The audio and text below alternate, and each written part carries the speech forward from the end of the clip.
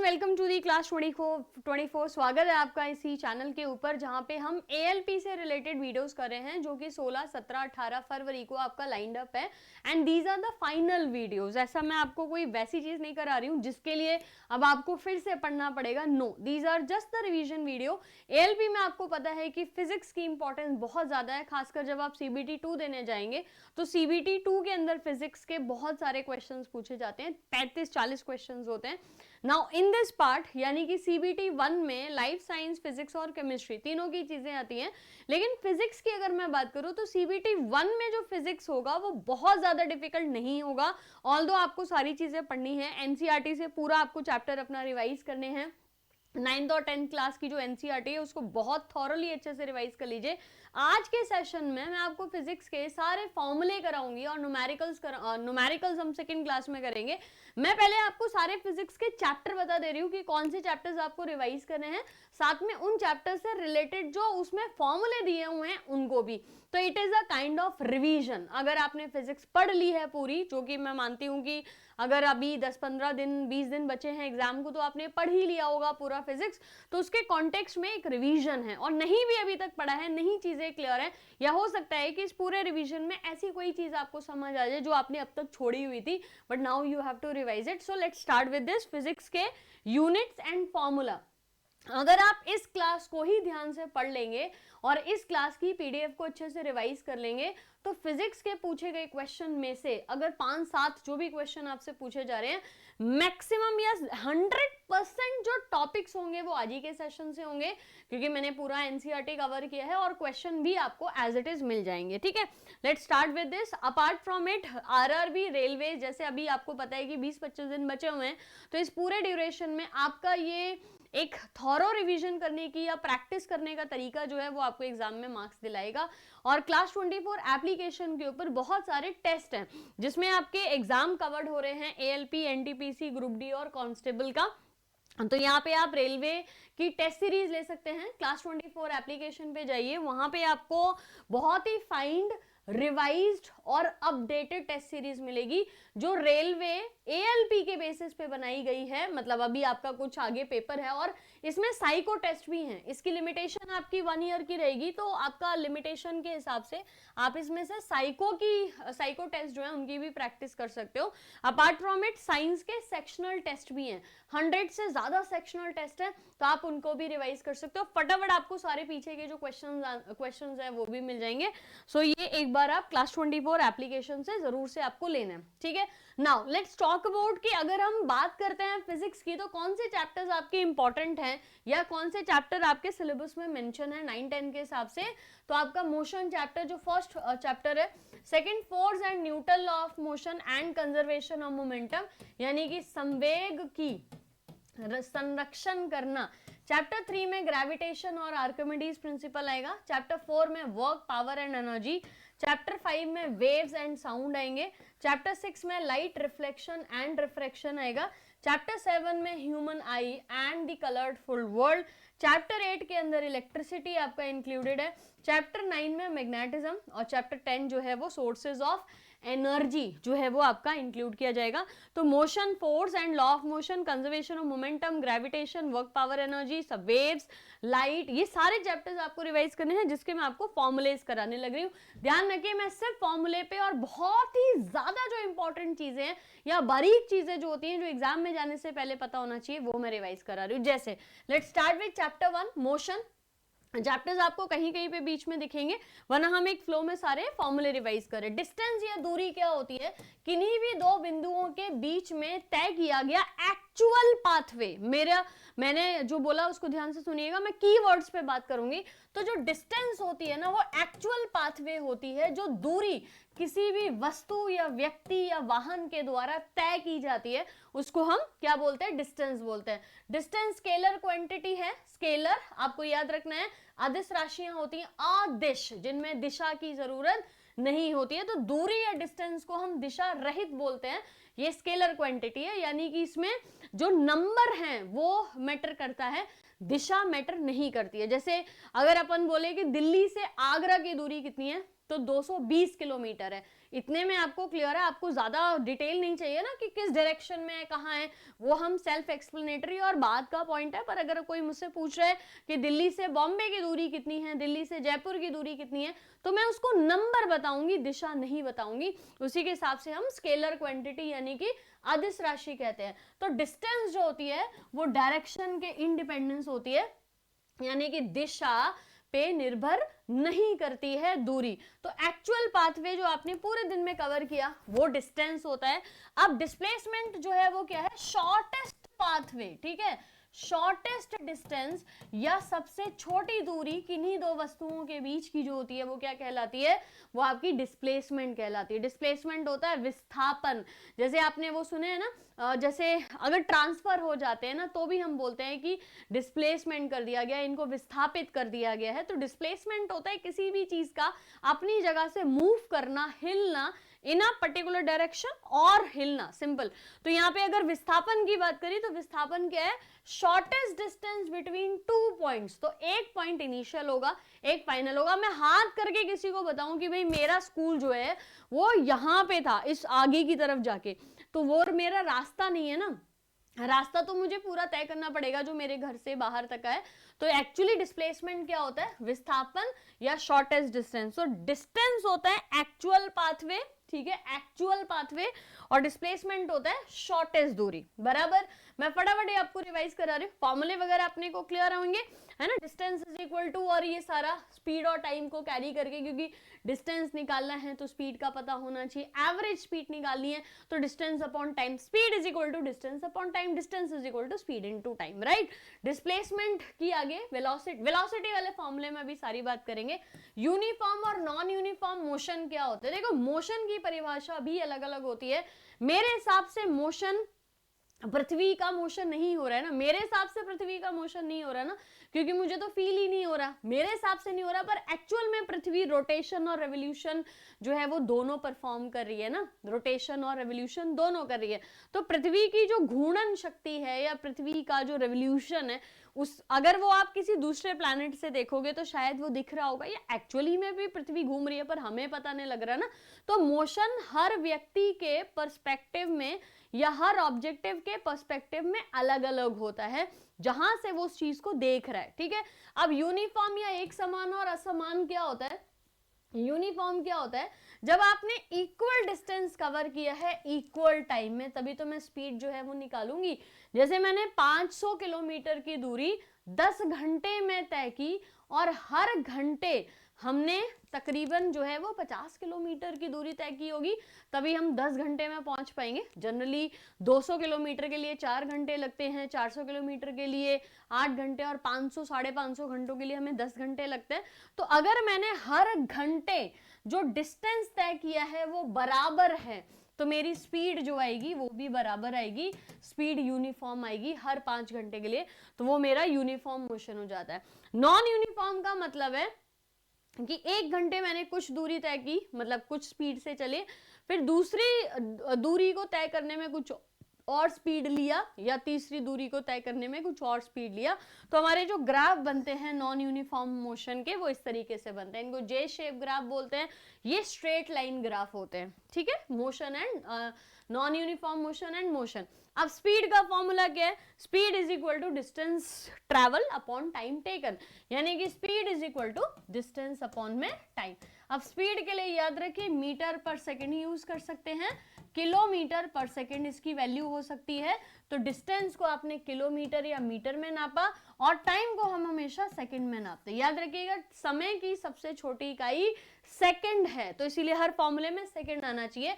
तो मेरा स्पीड क्या हो गया, kilometre per hour, right. Kilometre के साथ अगर आप लोगे तो पर आवर आएगी। वैसे टाइम की सबसे छोटी इकाई सेकंड होती है, ज्यादातर क्वेश्चंस में सेकंड ही करते हैं, पर किलोमीटर पर आवर जो है वो इसका बड़ा यूनिट हो गया, मीटर पर सेकंड जो है वो इसकी छोटी यूनिट यहाँ पे हो गई। समझ आ गया, डिस्टेंस अपॉन में टाइम। अब यही चीज अगर मैं एवरेज की बात करूंगी कि भाई औसत गति मुझे बतानी है, तो कुल तय की गई दूरी अपॉन में कुल लिया गया समय, टाइम टेकन, इससे हम एवरेज स्पीड निकाल लेते हैं। This is called as average speed, ठीक है। अब वेलोसिटी क्या होती है? स्पीड और वेलोसिटी ये दोनों अपोजिट टर्म है या एक ही चीज की दो परिभाषाएं हैं।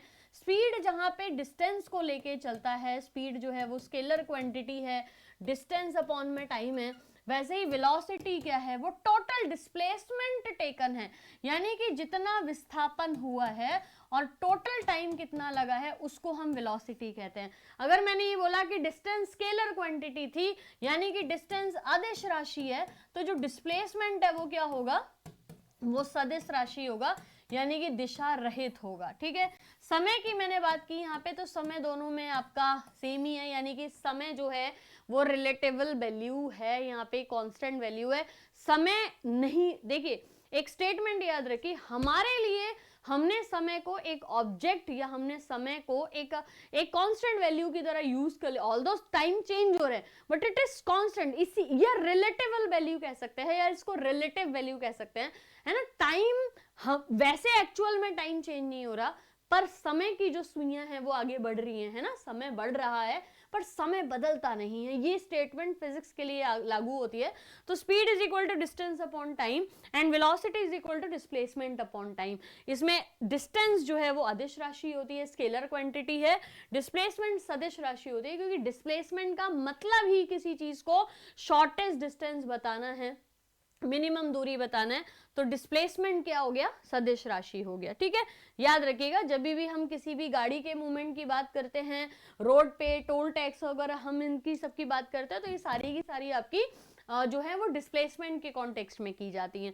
अब यहीं पे एक वैल्यू आती है जिसको एक्सेलरेशन बोलते हैं। गाड़ियों में जिससे हम स्पीड बढ़ाते हैं, वो स्पीड बढ़ाने का उसको क्या बोला जाता है?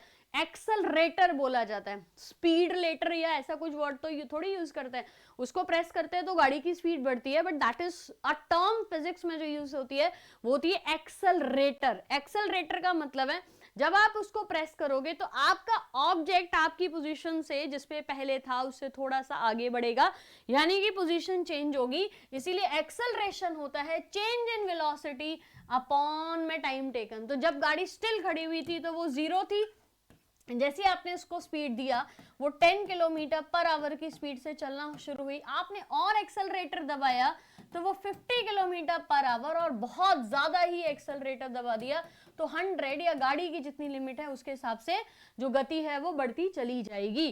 तो change in velocity upon time taken, acceleration क्या होता है? त्वरण होता है, चेंज इन वेलोसिटी अपॉन में time taken. Law of motion की बात करते हैं, जब आप फिजिक्स की बात करते हैं तो फिजिक्स में हर चीज के नियम होते हैं। फिजिक्स हमने 3D में फिजिक्स बनाई है, अगर हमने यही फिजिक्स को 7D में देखा होता तो शायद ये चीजें ऐसी नहीं होती जो दिख रही हैं। फाइनल वेलोसिटी, हमारे पास 3 यूनिट मोशन की 3 लॉज हैं। v is equal to u plus a t, s is equal to u t plus half a t square. इनकी डेरिवेशन जब डिटेल में क्लासेस होती हैं तो मैं आपको कराती हूँ, अभी अपने को डिटेल में डेरिवेशन करने की यहाँ पे जरूरत नहीं है, हम रिवाइज कर रहे हैं। ठीक है, तो ये पॉइंट्स याद रखने हैं। आपको क्वेश्चन पूछा जाता है इनमें से कौन सी मोशन की इक्वेशन नहीं है, ऐसे आपको पता होना चाहिए। So v is equal to u plus a t, S is equal to u t plus half a t square and v square is equal to u square minus 2as। Momentum का भी formula होता है, momentum होता है संवेग, यानी कि किसी भी चीज में जब बल लगने लगता है तो वो आपका मोमेंटम, किसी भी चीज में इंपैक्ट आ जाता है, किसी भी चीज में फोर्स आ जाता है तो हम उसे मोमेंटम कहते हैं। मोमेंटम एक कॉमन वर्ड है जो मोटिवेशन के लिए यूज किया जाता है कि कभी भी अपना मोमेंटम डाउन नहीं होने देना है। मतलब ये होता है जोश, थोड़ी सी इम्पैक्ट, फोर्स, जो आपने बल लगाया है, जो काम आपने किया उसका इम्पैक्ट कितना पड़ रहा है, वो आपका मोमेंटम कहलाता है। तो momentum is equal to mass into velocity, right. Momentum is equal to mass into velocity. और ये याद रखना है आपको कि जो मोमेंटम होता है वो मास और वेलोसिटी दोनों पे डिपेंड करता है, लेकिन इनके बढ़ने या इनके घटने से मोमेंटम पे बहुत ज्यादा फर्क पड़ता है। मोमेंटम जो है वो मास की अगर मैं बात करूं तो सिंपल एग्जांपल है कि एक ट्रक जिसका द्रव्यमान बहुत ज्यादा है वो ज्यादा नुकसान पहुंचाएगा रादर देन अ साइकिल, अगर ये दोनों जो हैं वो 5 किलोमीटर पर आवर की स्पीड पे चल रहे होंगे। 5 किलोमीटर पर आवर की स्पीड से चलने वाला ट्रक किसी भी व्यक्ति को कुचल के जान से मार सकता है क्योंकि उसका द्रव्यमान या मास बहुत ज्यादा है, राइट। दूसरे, और इसकी वेलोसिटी हमने क्या लिखी? सिंपल 5, जो कि एक मिनिमम वैल्यू लिखी जा सकती है। ठीक है। दूसरा, वेलोसिटी के ऊपर भी मोमेंटम डिसाइड होता है। वेलोसिटी, अगर बंदूक से निकली हुई गोली है, ठीक है, अगर गोली को बंदूक से निकाला है, बंदूक चला के मतलब गोली जो है वो निकली है, तो उस गोली का बल बहुत ज्यादा होगा, उसमें फोर्स बहुत ज्यादा होगा, उसमें वेलोसिटी बहुत ज्यादा होगी। जबकि अगर वही गोली आपने हाथ से किसी को मार दी तो क्या मरेगा आदमी? नहीं ना।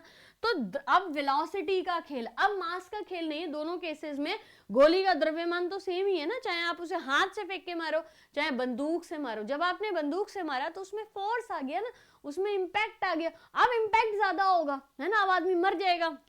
तो वेलोसिटी, ठीक है। तो मोमेंटम जो है वो मास और वेलोसिटी दोनों पे इंडिविजुअली मैटर करता है। किस पे? इंडिविजुअली मैटर करता है। वेलोसिटी ज्यादा होगी तो मोमेंटम ज्यादा होगा, मास ज्यादा होगा तो भी मोमेंटम ज्यादा होगा, है ना। यही चीज आपके न्यूटन के लॉ के ऊपर, न्यूटन के लॉ के लिए भी कही जाती है कि अगर मान लीजिए कि पहला नियम क्या होता है, कोई भी वस्तु, व्यक्ति अगर आराम की अवस्था में है या फिर वो चलन में है यानी कि गमन में है या मोशन में है, तो वो उसी अवस्था में रहेगा जब तक कि उसके ऊपर एक अनबैलेंस्ड फोर्स ना लगाया जाए। ये याद रखिएगा, यहाँ पे अनबैलेंस्ड फोर्स लगाना है, बैलेंस्ड फोर्स नहीं। बैलेंस्ड फोर्स होगा तो इस तरीके का बल होगा, यानी कि दोनों तरफ से बराबर धक्का लग रहा है तो वो चीज हिलेगी नहीं ना। अनबैलेंस्ड फोर्स जो है वो इस तरीके का होता है कि एक तरफ बल नहीं लगाना ए है और दूसरी तरफ अच्छे से लगाना है। हमने हर चीज हमारी जो हमारे आसपास है उसमें हम फोर्स का इस्तेमाल करते हैं, चाहे जोर से किक मारना है बास्केटबॉल को, या फिर आप कुछ हॉकी मारे हो, आप गाड़ी में धक्का मारे हो, किसी चीज को, हैवी चीज को आप उठा के लेके आ रहे हो, वो सब आपके न्यूटन की गति पे हैं। फर्स्ट न्यूटन के बहुत सारे एग्जाम्पल होते हैं। कारपेट जमीन पे पड़ा है, आपने झाड़ा है, फर्स्ट न्यूटन का एग्जाम्पल। आपका कोट या शर्ट गेट पे टंगी हुई है, आपने उसको झाड़ा, वो फर्स्ट न्यूटन का एग्जाम्पल है। पत्ते पेड़ से गिरते हैं, फ्रूट्स पेड़ से गिरते हैं, ये सारे फर्स्ट न्यूटन के एग्जाम्पल है। जहां पे भी चीजें रेस्ट पे थी आपने उसको मोशन पे लाया, या मोशन पे थी आपने उसको रेस्ट पे लाया। बॉल भाग के आ रही थी, एकदम से आपने फोर्स लगाया और उसको रोक दिया, वो भी आपके न्यूटन के पहले नियम का उदाहरण कहा जाता है, ठीक है। इसी नियम पे हमारी बॉडी रेजिस्ट करती है। तो जब गाड़ी में मान लीजिए कि गाड़ी बहुत तेज से चल रही थी, एकदम से ड्राइवर ने ब्रेक लगाया, तो सारे लोग कहाँ गिरते हैं? आगे की तरफ, है ना। तो आगे की तरफ गिरते हैं जब ब्रेक लगती है। अचानक चलती हुई गाड़ी, मोशन था बहुत तेज, अचानक आपको रेस्ट पे ला दिया तो ब्रेक लग गया। सेकेंडली, जब कोई भी वस्तु या कोई भी व्यक्ति तो अगर बैठा है गाड़ी में, आराम से बैठा है और ड्राइवर गुस्से में है, उसने एकदम गाड़ी भगा दी बिना 2, 4, 5, 7 किलोमीटर पर आवर की स्पीड ना लेके, उसने सीधी गाड़ी पे एक्सेलरेटर पे पैर मारा, गाड़ी बहुत तेज आगे गई, तो वो क्या हो जाएगा? फिर हम पीछे की तरफ आ जाते हैं। तो जब गाड़ी चलती हुई रुकती है तो हम आगे गिरते हैं, जब गाड़ी रुकी हुई एकदम से चलती है तो हम पीछे गिरते हैं। ये अपने को याद रखना है, ठीक है। बैकवर्ड या फॉरवर्ड क्वेश्चन में आता है। अब यहाँ पे न्यूटन का सेकंड लॉ क्या कहता है? Rate of change of momentum of an object is proportional to applied of motion. Force is directly proportionate to change in momentum upon में time taken, ठीक है। सेकेंड लॉ क्या कहता है कि जितना किसी भी चीज पे आप धक्का लगाएंगे वो चीज उतनी ही मूव करेगी। जैसे बेचारा ये आदमी है ना, अब अगर ये 400 किलो की वस्तु पे धक्का लगाएंगे तो ये कम चला पाएंगे, भारी चीज होगी। जबकि 40 किलोग्राम की चीज पे धक्का लगाएंगे तो आराम से लग जाएगा ना, कोई दिक्कत नहीं है। तो अगर मास जो है किसी भी चीज का ज्यादा है तो उसको मुश्किल होती है फोर्स लगाने में या बल लगाने में, ठीक है। गाड़ी ऊपर जाती है तो उसको ज्यादा फोर्स लगाना पड़ता है, नीचे जाती है तो कम फोर्स लगता है, और सरफेस में चल रही है तो बढ़िया एक्सेलरेटर जो है वो आपको चलाना है। गाड़ी अगर छोटी सी भैया जैसे घास काटने की मशीन है, कम फोर्स में चल रही है, बड़ी गाड़ी को आप धक्का दोगे, फोर्स ज्यादा चलाना पड़ेगा। सेम दिस मोमेंटम की बात हो रही है, फोर्स और मोमेंटम की। तो अगर बंदूक से गोली अभी तक निकली नहीं है तो बंदूक अभी फोर्स नहीं लगा रही है, आराम से स्टेट पे है, रेस्ट पे। लेकिन अगर जैसी मैंने बंदूक से गोली निकाली, दिस विल, बंदूक भी पीछे हटेगी और ये आगे भी चीजें, जो गोली है वो आगे जाएगी। अच्छा, इसी में आपके जो है वो कंजर्वेशन ऑफ मोमेंटम भी आता है। कंजर्वेशन ऑफ मोमेंटम मतलब जब आप रॉकेट को उड़ाते हो तो रॉकेट और रॉकेट का धुआं दोनों अपोजिट डायरेक्शन में जाते हैं। जो धुआं है वो फोर्स लगा रहा है। उसी तरीके से जब आप बोट पे हो तो बोट, अच्छा बोट वाला एग्जांपल हम अलग लगाएंगे।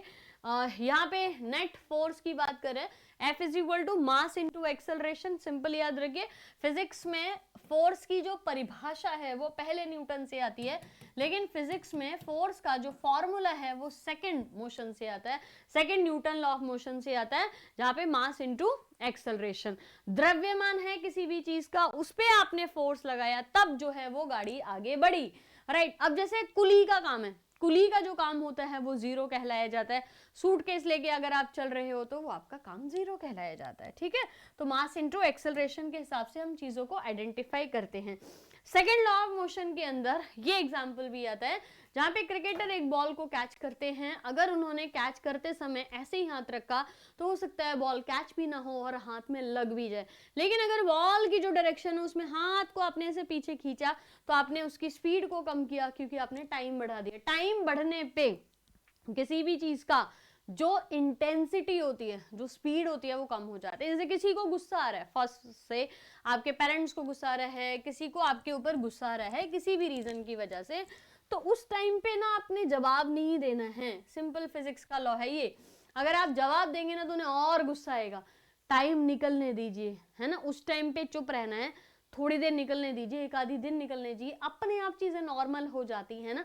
तो जब आप टाइम देते हो किसी भी चीज की इंटेंसिटी या उसका द्रव्यमान के हिसाब से, कितना वजन है, कितनी किस बात के लिए गुस्सा हो रहे लोग, उसका कॉन्टेक्स्ट में बात करेंगे, है ना। तो ये पॉइंट याद रखिएगा कि हम यहाँ पे चीजों को किस तरीके से लेके जाते हैं, what should be our intensity of चीजें करने का, ठीक है। तो ये याद रखना है। नाउ न्यूटन का थर्ड लॉ क्या कहता है, इक्वल एंड अपोजिट रिएक्शन। यहाँ पे जेट, देखो जेट वाला जो एग्जाम्पल है वो कंजर्वेशन ऑफ मोमेंटम के लिए भी आता है, जेट वाला एग्जाम्पल जो है वो आपका थर्ड लॉ के लिए भी आता है। थर्ड लॉ कहता है एक्शन एंड रिएक्शन लॉ, हर चीज जो कि एक्शन हो रही है उसका रिएक्शन भी होगा। तो first law and second law and third law, first law समझ आ गया, second law F is equal to M into a, and third law F1 is equal to minus F2 आना चाहिए।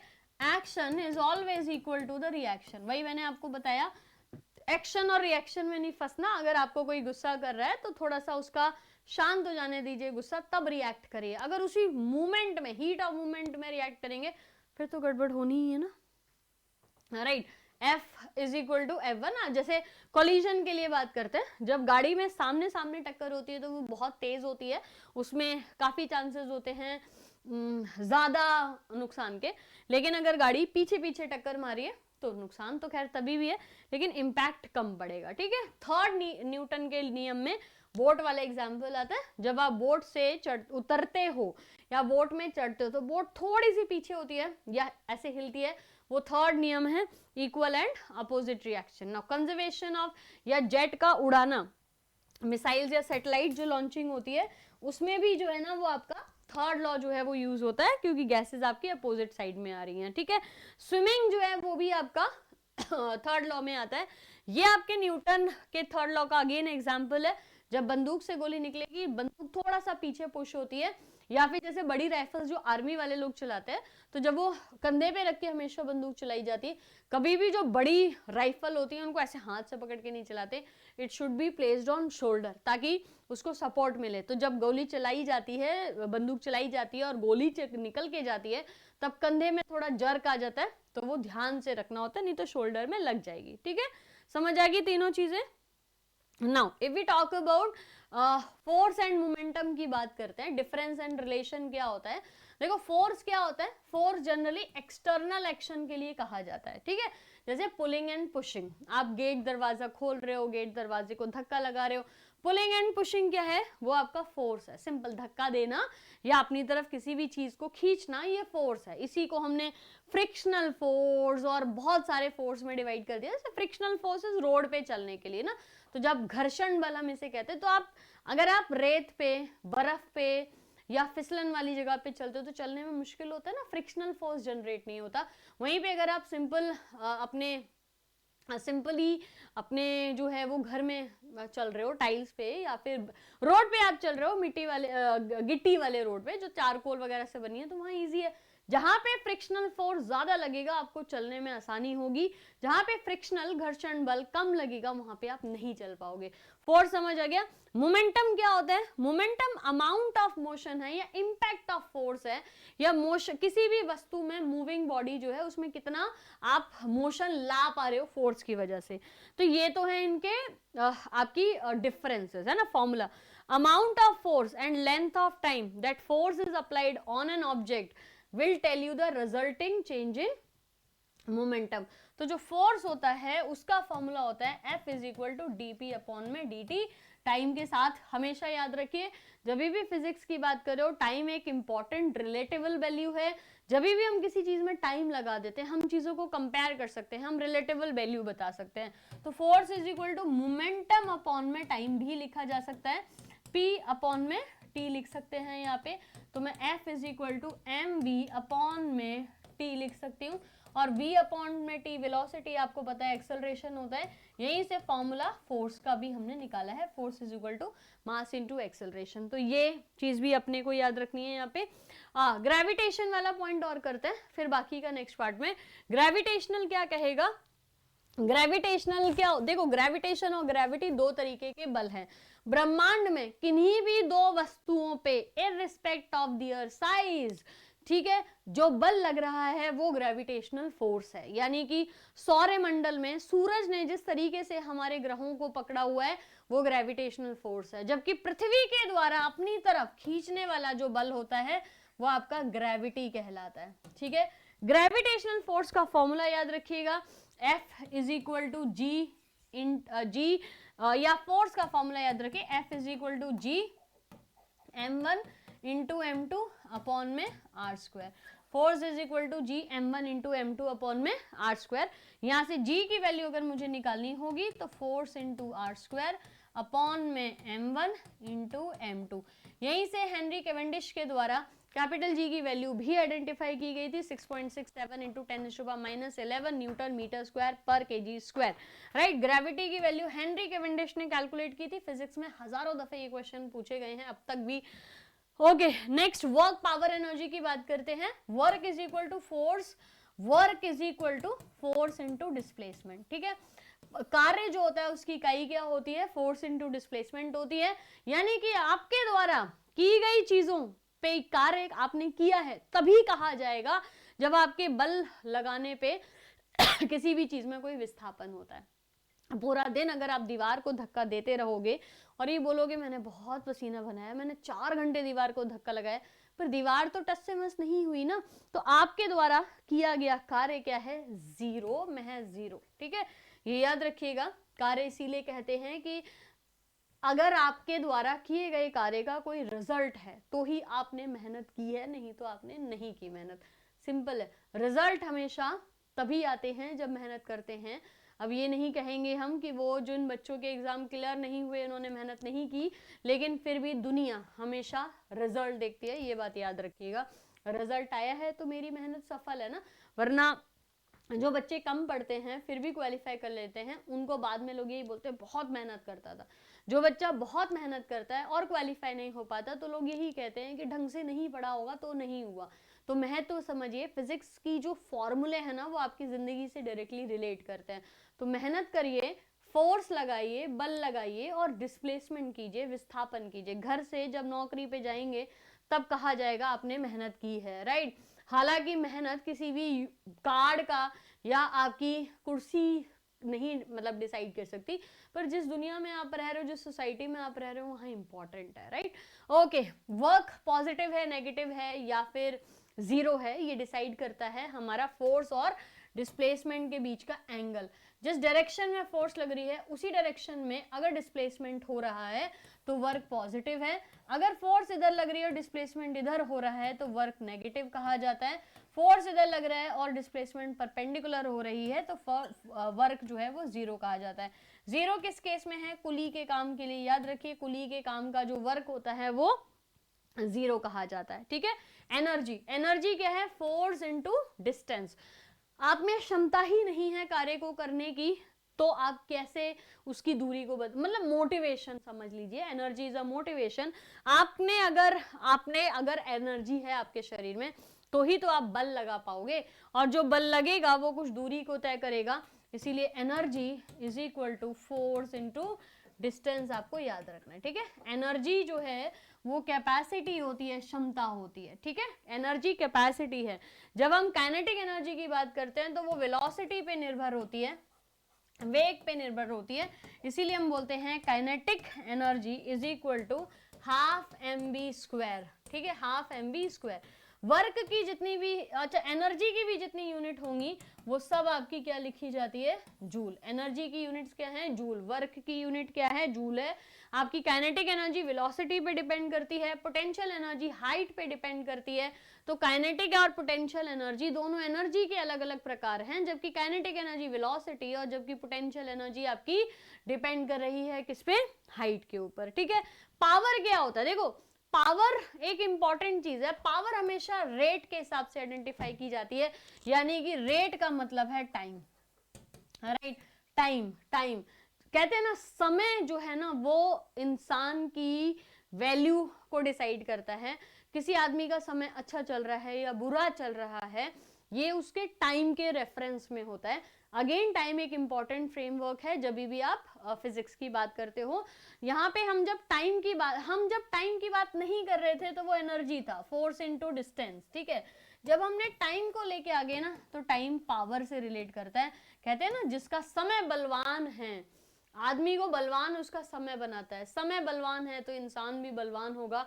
कुर्सी समय की होती है, चीजें समय की होती है। समय जब होता है, टाइम जब आपका है, आप एक अच्छी एज में हो, यूथ में, तो आप में एनर्जी है। जब हम बुढ़े हो जाते हैं, है ना, तो हमारी एनर्जी खत्म हो जाएंगी जब। Power is equal to work done upon में टाइम टेकन, यानी कि किया गया कार्य दर के हिसाब से जब कैलकुलेट किया जाता है तो वो पावर होता है। जब कैपेसिटी क्षमता के हिसाब से किया जाता है तो वो आपका एनर्जी होता है। अब हम एनर्जी वर्ड को अगर इलेक्ट्रिसिटी के हिसाब से देखें तो वो आपकी कमर्शियल यूनिट ऑफ एनर्जी होती है, जिसको हम किलोवाट एनर्जी के नाम से या किलोवाट आवर के नाम से जानते हैं। और एक किलोवाट आवर की वैल्यू आपको याद रखनी है 3.6 इंटू 10⁻⁶ जूल। अगेन एनर्जी है तो वैल्यू जो हम इस्तेमाल करेंगे वो क्या इस्तेमाल करेंगे, जूल इस्तेमाल करेंगे, ठीक है। आर्किमिडीज प्रिंसिपल से रिलेटेड कई सारे जो आपके फॉर्मूलेज हैं वो हम नेक्स्ट क्लास यानी कि कल के सेशन में डिस्कस करेंगे। So right here after this session, कल का एक सेशन आने वाला है जिसमें मैं आप लोगों के लिए आर्किमिडीज प्रिंसिपल, साउंड, इलेक्ट्रिसिटी और लाइट, इन तीनों चैप्टर के फॉर्मूले डिस्कस करूंगी। एक दिन में सारे फॉर्मूले करना गड़बड़ हो जाएगा ना, तो आज जितने किए उनको रिवाइज करिएगा। टेस्ट सीरीज जो है वो आप ज्वाइन कर सकते हो क्लास 24 एप्लीकेशन से, और यहाँ पे आपको बहुत सारे सेक्शनल टेस्ट और जीके के, फिर आपको अगर आप ये टेस्ट जोड़ते हो तो एप्लीकेशन पे बहुत सारे आपके करंट अफेयर्स और जीके के टेस्ट भी होते हैं, उनको भी आप अनलिमिटेड ले सकते हो। यहाँ पे भी आपके पास अनलिमिटेड टेस्ट है, अच्छा टाइम है, इस साल रेलवे की बहुत वैकेंसीज आने वाली है तो it will help you, right. So कल के सेशन में मिलते हैं। सेम पार्ट 2 इसमें लिखा होगा, पार्ट 1 में बड़ा वीडियो भी बन जाता है 1 घंटे का, लेकिन देयर इज नो यूज। आप ये वाला कर लीजिए और उसके बाद सेकंड पार्ट में कर लीजिएगा। Thank you so much.